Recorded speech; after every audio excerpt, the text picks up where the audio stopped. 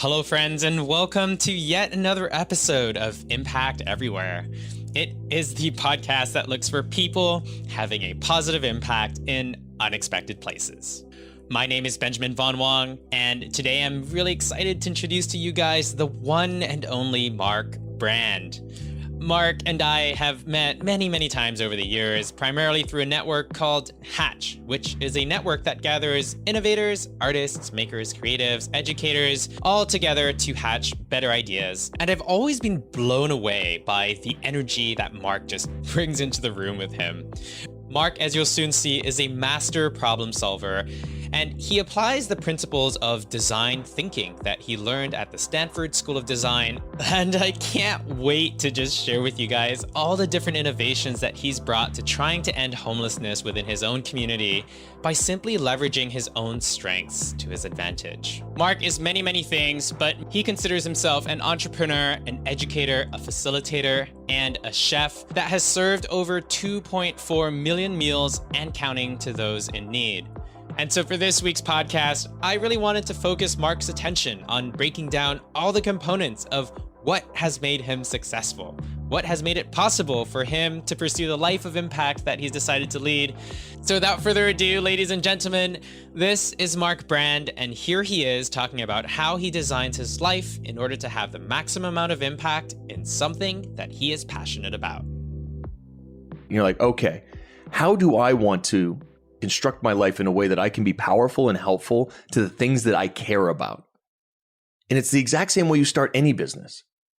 You identify a community that wants something, right? What is it that they want? And so you can do research, you can check out other things that are happening and look around. Mainly, I just ask people, right? So you have to uncover what it is that resonates for you, that you want to work on, that you want to care about, that you want to bring voice to. And to do that, you have to identify it in yourself. And that's usually where the discomfort comes from. When I say to you, what do you care about? That can also be, where can you focus that time, attention, and power that you're going to uncover? So for me, I uncover that homelessness is going to be my beacon. It's going to be the beacon in the center of systemic poverty and oppression. And so homelessness is easy for people to identify visually. They understand it's real, but they don't understand it. And so if I could use that as a centralized platform to start to build business awareness and advocacy on and help people start to see it, then naturally, they're going to start to go, why are people poor? Why is minimum wage so low? Why isn't there enough shelter beds? Why isn't there enough care for mental illness? Why are the police funded so heavily but have no training on how to actually deal with anybody who's struggling? Why are those departments not funded? Why are we defunding education? I mean, if people aren't educated, obviously they struggle and then they end up in poverty. So they start to ask these questions naturally, because when you open that up about what you care about, you give yourself a centralized design point, right? So in the center of that is this. I went a level deeper when I started my research, and I said, I'm going to talk about homeless youth, like get really specific about it. And I defined youth from 9 years old to 16 years old. And then I started to figure out why. Abuse was the number one thing. People being abused in their homes. Where was that abuse coming from? Addiction, systemic abuse, hereditary, sort of like passed down abuse. So what influences all of these systems, right? And it's trauma.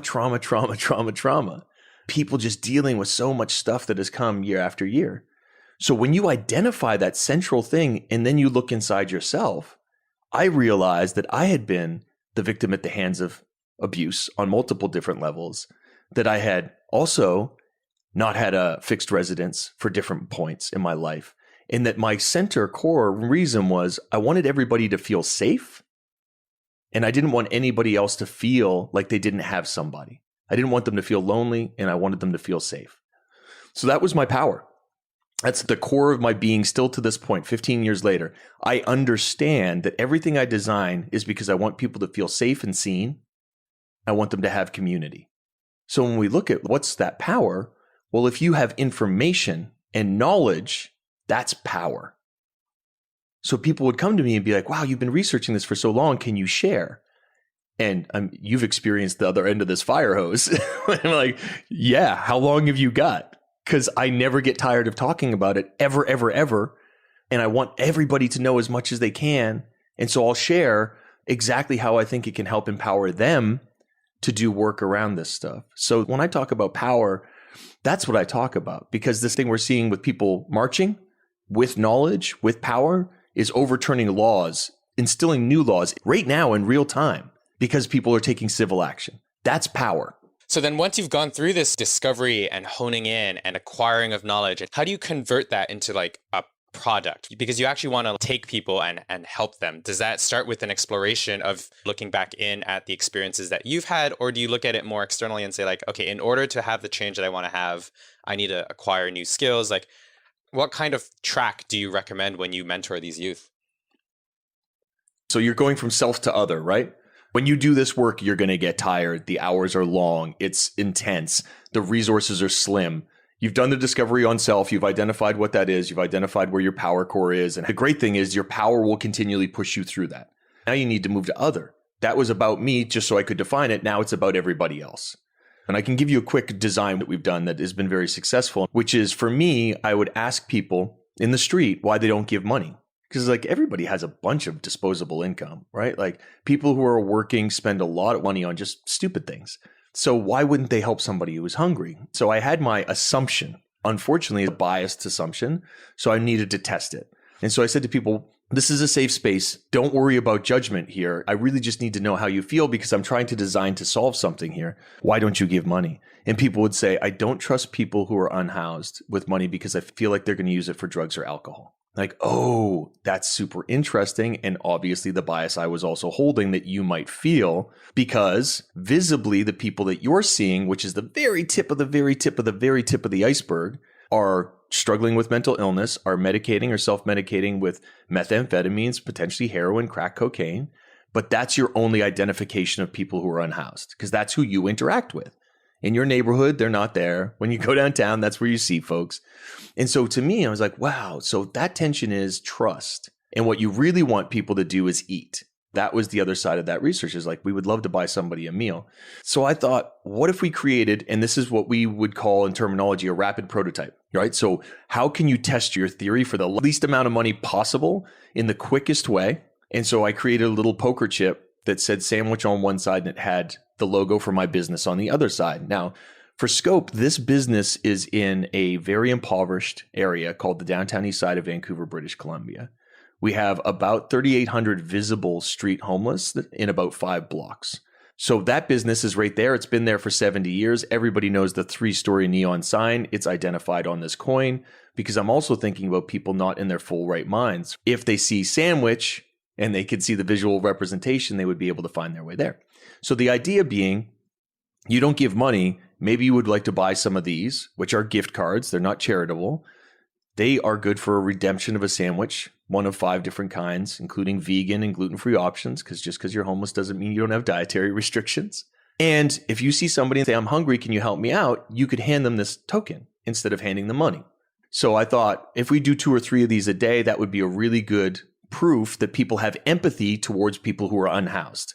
Because the common misconception is nobody cares. And that's just simply untrue. Nobody knows how to help is the truth of the matter. So to uncover that, let's try this prototype. I think we'll do 2 or 3 a day. The first day we do over 100. It's a massive success. We're in national press in Canada. So advocates are upset because they're like, oh, this is further marginalizing people. Other folks are like, this is genius. And that's a successful prototype, because we've uncovered a much deeper wound there on both sides. Now, people who are hungry are ecstatic because they're coming into a place they already trust. They already know us. They feel great about it. They can hang out. They can have a cup of coffee with it. They're sheltered in place. It feels good. So to this date, we've done about 170,000 redemptions of those little plastic chips in a 5-block radius. And that program has taken off on all sorts of other places in the world in different iterations. That program cost me about $400 to launch. It didn't cost a whole lot. We already know how to make sandwiches. I had to employ somebody else because we were making so many. Great problem to have. But there's nothing else there. We already had the asset. We had the resource. We knew what we were doing. And those are important things. I think when people design, they go for the most expensive, highest, hardest thing to do. And that becomes the dream. Now, if that's a dream, what is the way to test that that dream will work? If I boil it down, it's almost as if what you're saying is, yes, you have to discover, yes, you have to hone in and like understand what your own skills and capabilities are. But then from there, it's really experimentation, it's play, it's following your curiosity. And it's actually not aiming for scale first and foremost. And this is something that maybe most people get caught up with. Maybe it's either ego or read the news and you see all these big success stories. But it really always boils down with how are you making something effective? Because it doesn't work at a small scale. The chances of it working in a far bigger scale are actually really, really low. So you might as well just focus on prototyping something that will work for 1 or 2 people. If it works for 1 or 2, it could work for 10. If it maybe works for 10, maybe it could work for 100, and just kind of follow that train of thought. How did you kind of begin realizing your power to affect people? Because that's a gift, right? To be able to realize that you have the power to make a difference in someone else's life. It's a gift that everyone has, but not everyone realizes. And so what was your coming to terms with that power that was within you? It came very early for me. My family, my aunt in particular, who is a mentor and a cook as well, she taught me how to cook when I was about 9 years old. And I watched how that impacted people. We all know that feeling, right? Sitting down to a table and somebody putting something in front of you that they've just poured love and effort and energy into, and it being so nourishing for your body, for your mind, for everything. It's one of the truest love languages. And so being able to learn that gift, and for me, watching that response of like my mom being tired after working her 3rd job for the day and being able to make her something to eat, just watching her look taken care of and realizing that that is the truest way of also showing that you're listening to somebody. So how do you continue that through all the different facets of your life? And so I always prided myself on trying to be a really good friend. We seem to understand that we can do that for our loved ones and for our friends, but what we seem to lose is that we can do that exponentially through our businesses.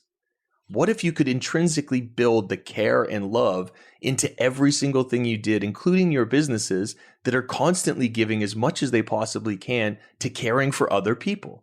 What would that feel like? And I can tell you very readily, it's the greatest feeling in the world. There's no better feeling. When I wake up and I check all of my different threads on WhatsApp, on Slack, and email, every single one of them is in relation to taking care of people. We graduated a 2nd class from a thing I'm doing virtually because of COVID called Sharpen Up, where we're training inner city youth. Yesterday was Bronx and Harlem, how to cook via Zoom. We deliver them groceries. We all hang out. We talk about things. They were 11-year-olds from an organization called Street Soccer USA that works with disadvantaged youth to teach them sports skills. So we're partnered with them. We're hanging out and cooking the first time. They do a one-on-one class for an hour. And then yesterday is their graduation, quote unquote. They are searing salmon. They're making bechamel sauces. This is a 3-hour investment into people. And so back to your point, like continually around the walk before you run or crawl before you walk, what part is that? So we just uncovered yet another design thing where we can help people from my computer screen with the technology of delivery, help them with their food security, help them be seen, spend time with them, and teach them critical skills that help them out in life. That's care. It's love. So how do you bake it in? And I think every single thing that we do now, I selfishly am not trying to just service anyone. If I could show you the laundry list of companies that we turn down constantly because it's a marketing or a PR stunt, it's, I'm in this for a penny, I'm not in it for a pound.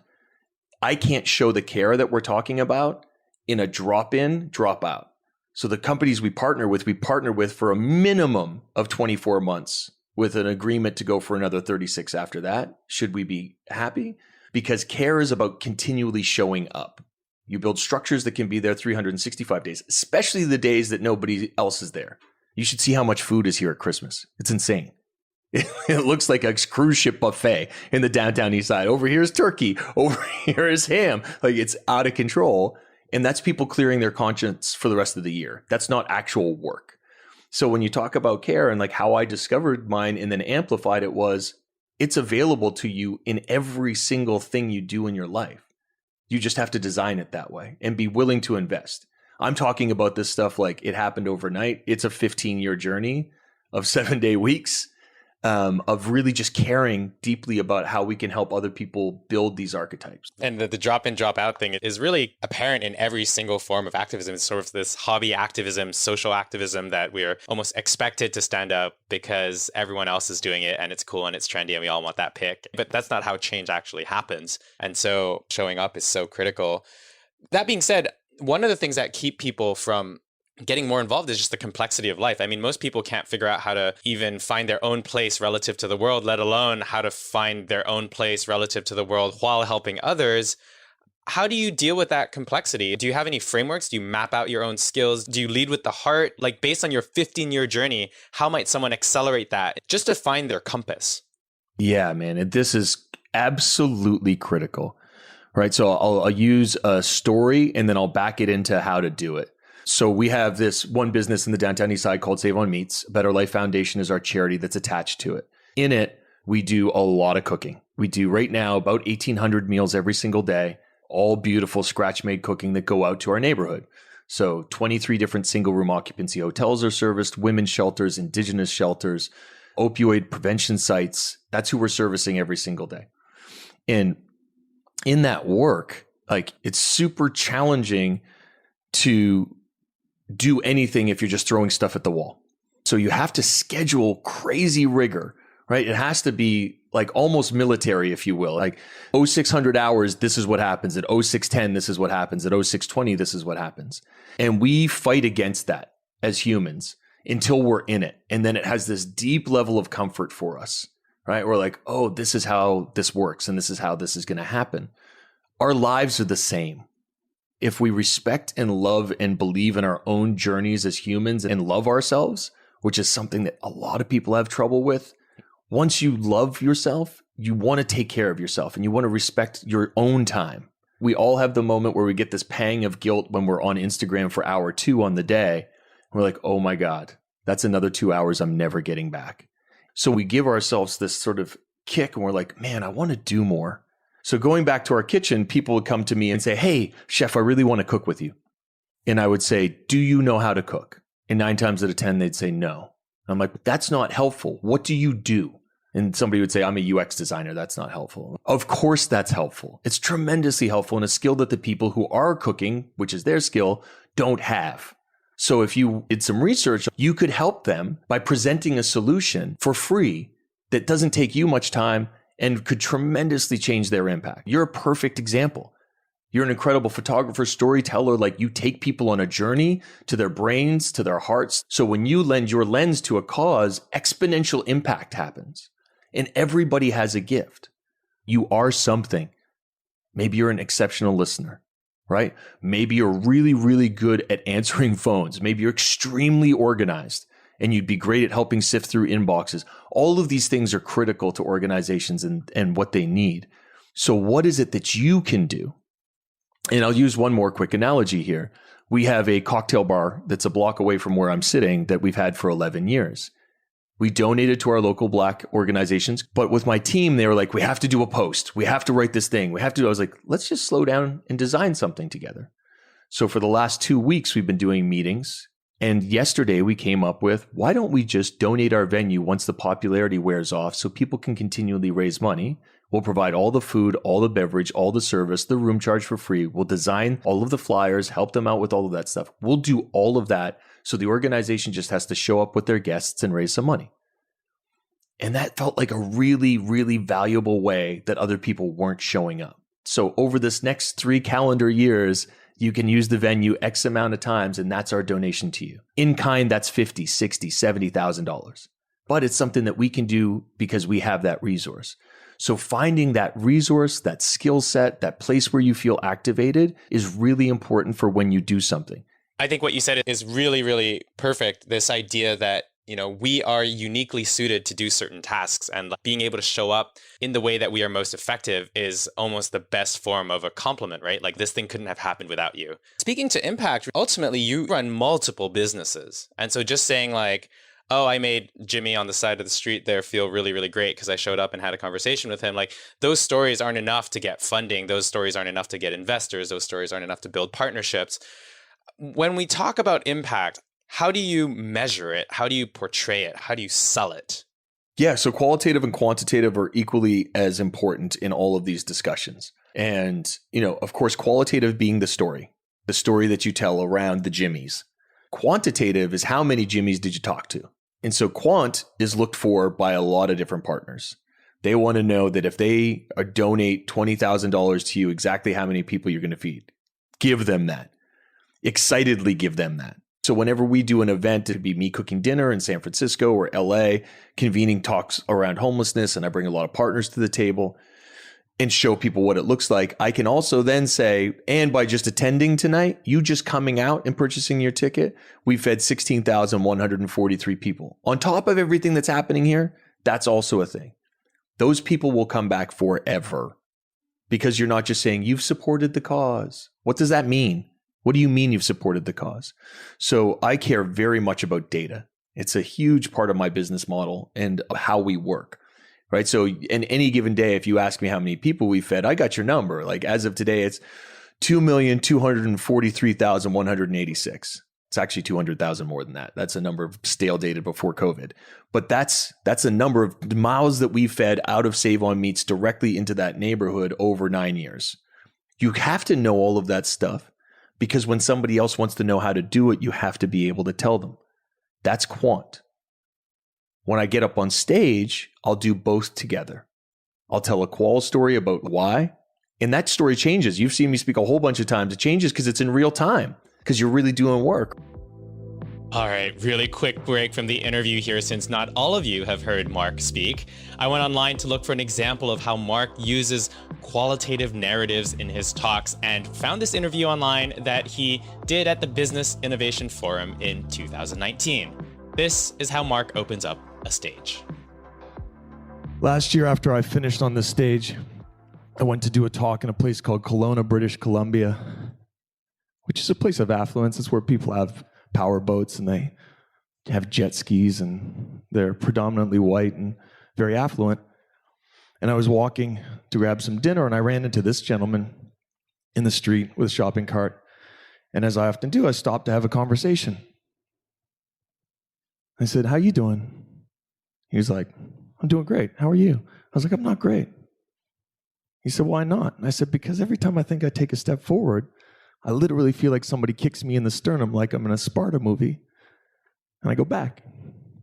And this man who'd been living in street entrenchment for 13 years showed me this sign.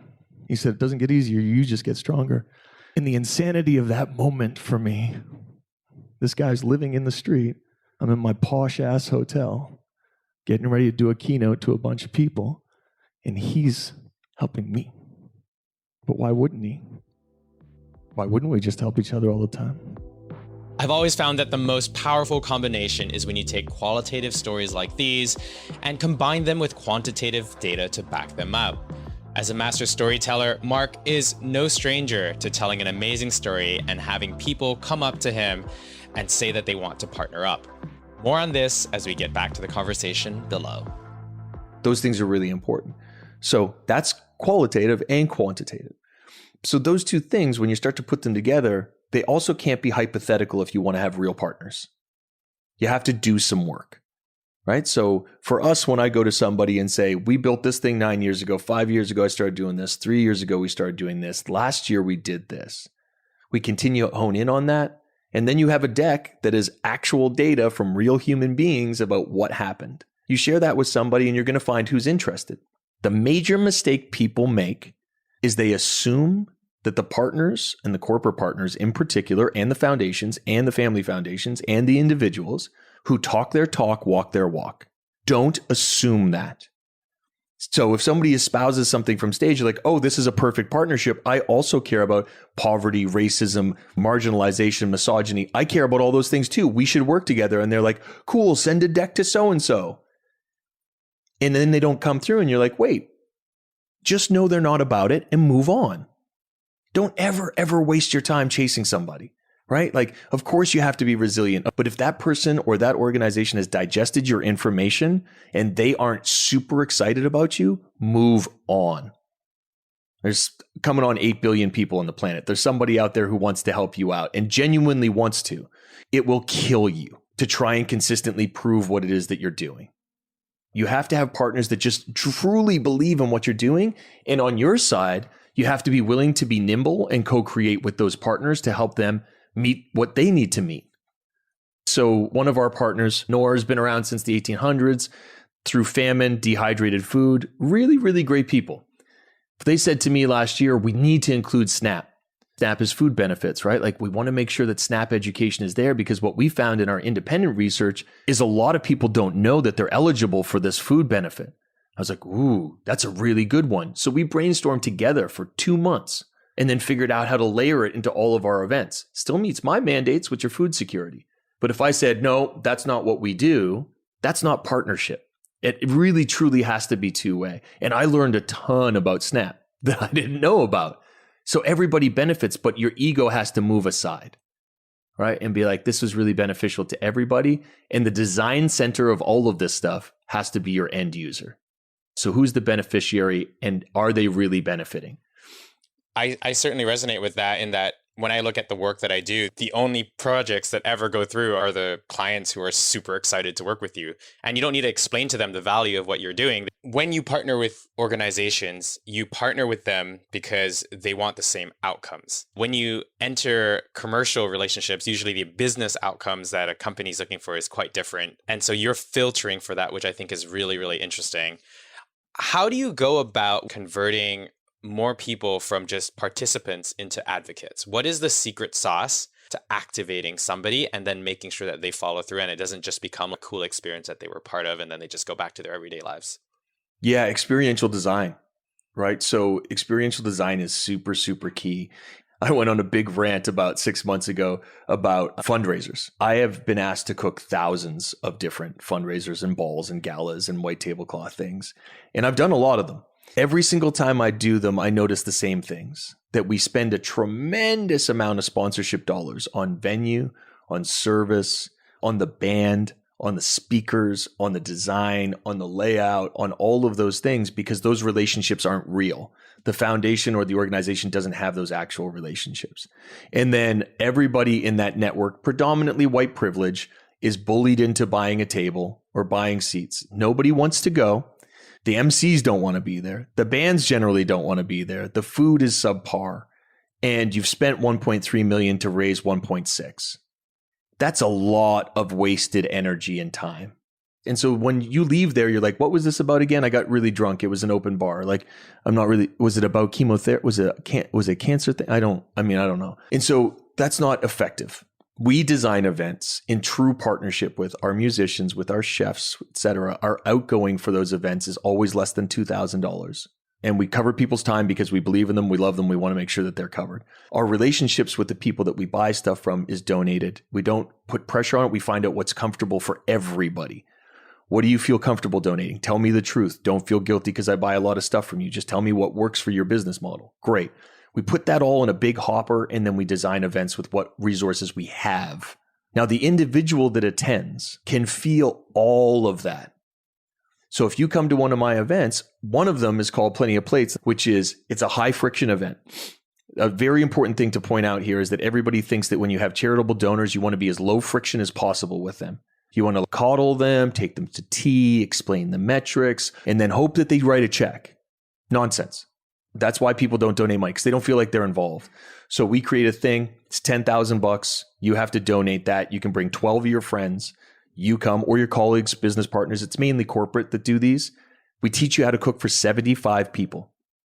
You're in the kitchen with volunteer chefs making food from scratch. Usually stuff that's super culturally sensitive, and we're pointing that out. Where I operate is the unceded stolen lands of the Coast Salish people, specifically the Snohomish and Musqueam people. A lot of those folks are marginalized and they are in my neighborhood. So we'll cook for them. So you're learning about that, right? You're making food. Then when you're done making the food, you scrub up and you get ready to be in service. You light candles, turn on the music, get everything set, menus on the table, and we invite 75 people who are food insecure, on the verge of homelessness or homeless, in to have a fine dining meal. You then serve them, you meet them, you hang out. There's no other rules, right? They're dry events. There's obviously no alcohol, but whatever they want. If you want half orange pop, half root beer, you have whatever you want. So we do that service, and then we have somebody speak from community. Now, those 12 people are changed forever. You are absolutely now an advocate. It's not maybe. You put your skin in the game. You know that you've supported, you've met people, you've interacted with them. That's happened. Our dinners, similarly, are a little less high friction than that. But you come and you hear from real people. You start to understand the impact that's being made. And everything is kept succinct. So you want to learn more. No inauthenticity, no CEOs. None of our sponsors ever speak. You don't get a microphone, you get a seat and you get to hang out.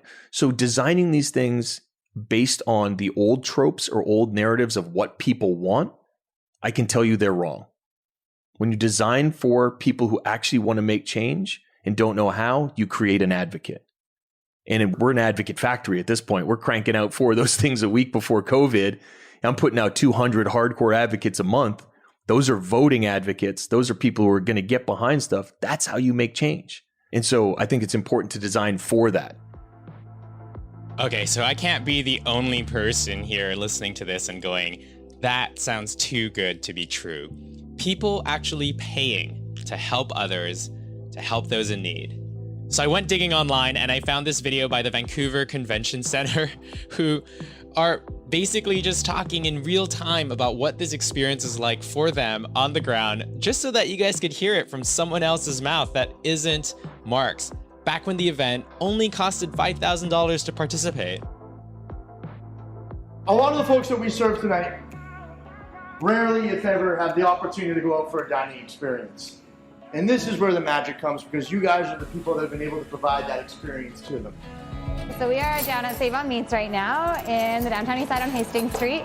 We are doing Plenty of Plates team building exercise, and what we're going to be doing is preparing 100 meals for people who have barriers or have inaccessibility to food, and we're going to serve them a 3-course meal and make sure that they leave fed. It's going to be the team from the Vancouver Convention Center that does all the chopping, all the serving, potentially some dropping of the glasses. So we've been working towards this since July 2019, and it is February 2020. I'm trying to plan fundraisers to raise $5,000 on a volunteer basis, 100% volunteer basis. This is it. Doors are opening. 3, 2, 1. Let's do it. All right, let's go.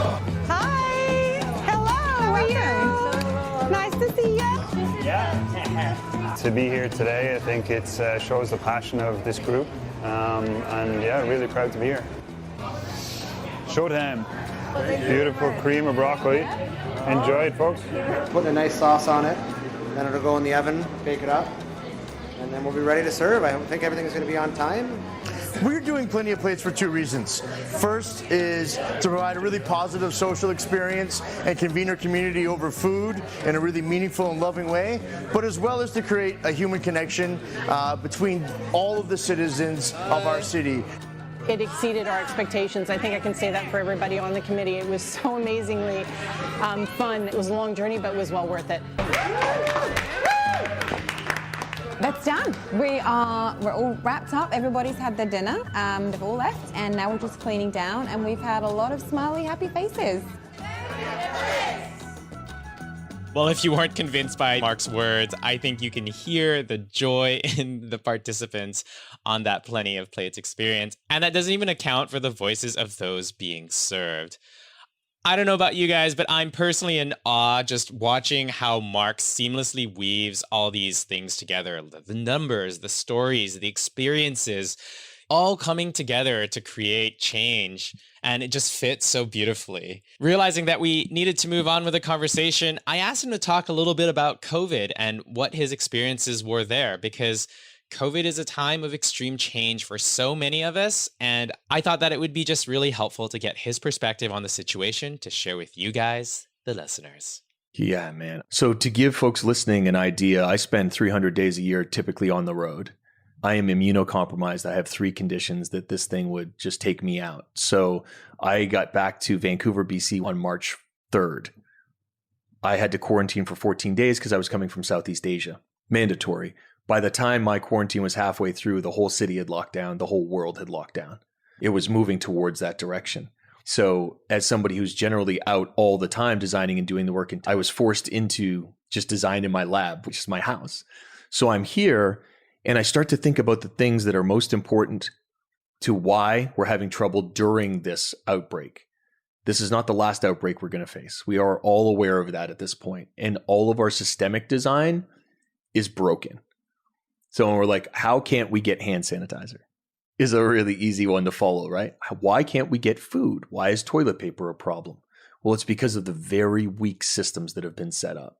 It's been pushed for high efficiency and really brittle. Food is not different than that. And so for years and years and years, I'm trying to understand how I can communicate to people the importance, like the deadly, deadly importance of looking at what is local to you. If people are buying avocados in New York for $8, I'm like, you can eat avocados when you go south or you go west. They're not for you here. We have beautiful root vegetables. We have great leafy greens. We have crazy nightshades, tomatoes, mushrooms, etc. That's great New York. So when you start to have your options removed from you, there's an opportunity to build relation with localized farmers and food systems. All of the things that people like to talk about but aren't directly involved with themselves, I took that opportunity to start teaching everybody. So on my Instagram specifically, which is just my name at mark.brand, I started doing, here's how you make a stock. This is how you make stock. And people are like, why would I ever need a stock? I'm like, ooh, let me show you. Here's how you make a ramen. Here's how you make a broth. This is what this looks like. Here's how you batch cook. Let's make some pickles. Let's pickle everything. Because in seasons when things are going to be tough and easy, they rotate through abundance and scarcity. You can have abundance all the time if you just learn some simple tools. I was spending 4 or 5 hours without any exaggeration dealing with people on phone calls, on DMs, on emails, because their curiosity was sparked to a level they're like, I can't believe I didn't know this shit. So education has become key in this moment. We were forced to stop. We were forced to slow down. We were forced to reevaluate what matters. And money stopped mattering as much. People are living with a sixth, an eighth, a tenth of what they had. So they're having the experience of the majority, which is 70+% of people who live paycheck to paycheck. Everybody's in that experience, bar the super wealthy or those who are uninterrupted, which is few. And nobody seemed to give a shit. They're like, I am having so much fun spending time with my family. I never have this amount of time. Wait a second. The whole system's broken. Why am I working my entire life? So we've been given the opportunity to reevaluate how we consume, what the capitalist system looks like, what our political values are, what our family values are, what we really want in life. And that was so hard for a lot of people because they had to look in the mirror when they've never had to. I am incredibly grateful while I mourn people we've lost, from advocates to people on the ground to the disease itself. You hold these two energies. And if I can tell your listeners one thing, it's once you start to get comfortable with holding pain and power at the same time, you are absolutely unstoppable. Those two energies together combined are a superpower. When you can feel empathy for people who are losing their lives, their livelihood, all of those things, and then also understand that you can show up and help them, that is a beautiful thing. That's beautiful, man. Thank you so much for sharing that. I love that positive ending. And on that, if people want to learn more about the work that you're doing, you said mark.brand on Instagram. Where else should they be going and stalking you? Yeah, man. On the internet, it's just www.markbrandinc.com. And you can literally find all of our work, all of our businesses, personal stories, all the stuff that we do is there. Yeah. And I am very active on the internet. I love hanging out with people and directing them to resources and helping them see themselves. Amazing. And if you had one wish for the listeners, one action for them to take, what would that be? Vote. Vote, vote, vote. Vote for your sheriff. Vote for your municipal politicians. Vote for your state politicians. Vote in that federal election if you have to walk on hot coals for 4 days. It doesn't matter. Nothing else matters. Literally nothing matters if you are not voting. Like, the whole system is exactly the way it is because it's been built against you. So vote and then consider learning how to run, because we need more of you there. Amazing. Thank you so much, man. Alrighty there, that was Mark Brand, and I think y'all will never see food in the same way. Who knew that food could be used to make such a difference in your own community? And that's the reason I do this show, to highlight individuals like this, to stay inspired myself, and to hopefully inspire y'all along the way. If y'all have been enjoying the guests of this show, we put a lot of time and effort to prepare quotes and summaries and audiograms, so feel free to share those far and wide. You can find them mostly, I guess, on Instagram or on Medium at Impact Everywhere or Impact Everywhere Podcast. Next week, we feature someone quite unique by the name of Ilana Benari. Ilana is a toy designer and has designed both an empathy toy and a failure toy, with many more in the works. If you guys are feeling impatient and want to go check it out right away, you can see her work at 21toys.ca. Otherwise, just wait for next week's podcast. In the meantime, folks, stay inspired, stay tuned, stay activated, because impact is everywhere.